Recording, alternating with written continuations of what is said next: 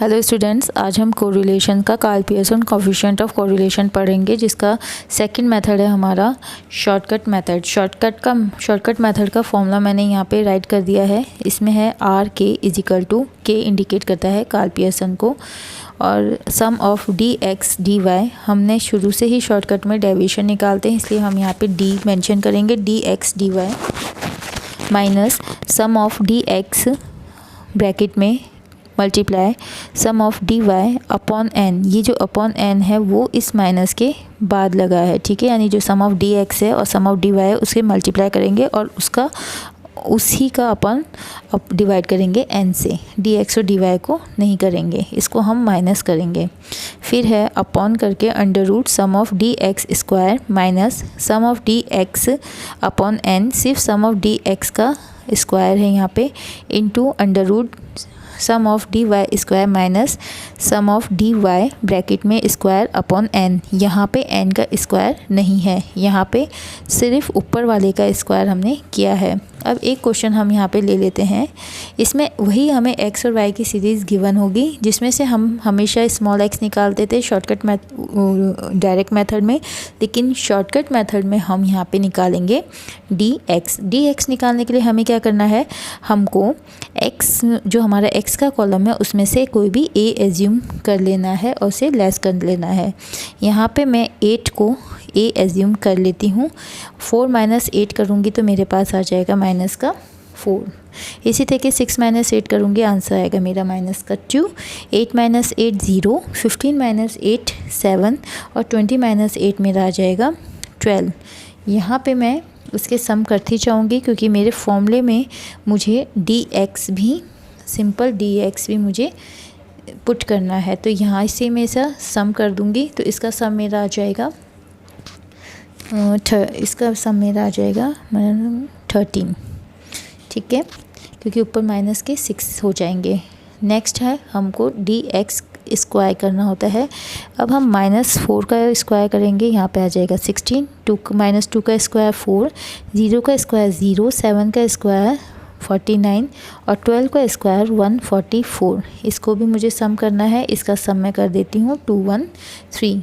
Same ये हमारे x column हो गया। अब हम वाई कॉलम का काम करते हैं। डी वाई यानी मुझे क्या करना है, वाई में से मुझे ए लेस करना है। अब मेरे को एक और नया ए चाहिए जो कि वाई सीरीज़ का होगा। यहाँ पे वाई सीरीज़ का ए मैं इस 20 को मान लेती हूँ, इसे एज्यूम कर लेती हूँ। तो वाई 10 माइनस 20 करूँगी, माइनस का 10, 15 माइनस 20 माइनस का 5, 20 माइनस 20 0, 25 माइनस 25 और 30 माइनस 20 10। इसका मैं यहाँ पे सम कर लूँगी। -15 माइनस 15, ये यहाँ पे -5 से 5 प्लस 5 कैंसिल हो गया, -10 से +10 कैंसिल हो गया, तो आंसर मेरा 0 आ गया। अब मैं इसका भी स्क्वायर कर देती हूँ।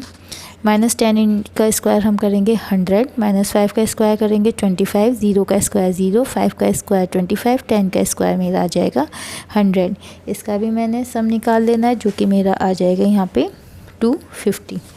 अब मुझे डी एक्स स्क्वायर नहीं है, डी एक्स और डी वाई को मल्टीप्लाई करना है। डी एक्स मीन्स ये माइनस का 4 और डी वाई मीन्स माइनस का 10। तो कितना हो जाएगा मेरा यहाँ पे 40, -2 इंटू -5 10। इसी तरीके से 0 इंटू 0 0, 7 इंटू 25 मेरा आ जाए, सॉरी 0 से 0, 7 इंटू 5 मेरा आ जाएगा 35, 12 इंटू 10 मेरा आ जाएगा 120। जब मैं इसका टोटल कर दूंगी तो ये आ जाएगा मेरा 205। अब जो फॉर्मूला मैंने यहाँ पे लिखा है उसमें मैं वैल्यू को पुट कर देती हूँ, यानी डी एक्स स्क्वायर में मैं वैल्यू पुट करूँगी अपनी 213, और डी एक्स में अब मैं अपनी वैल्यू पुट करूँगी 13। इसी तरीके से जो मेरा एन आ रहा है, एन में मैं वैल्यू पुट कर दूँगी अपनी 5, क्योंकि मेरे पास टोटल नंबर्स कितने हैं 1 2 3 4 और 5।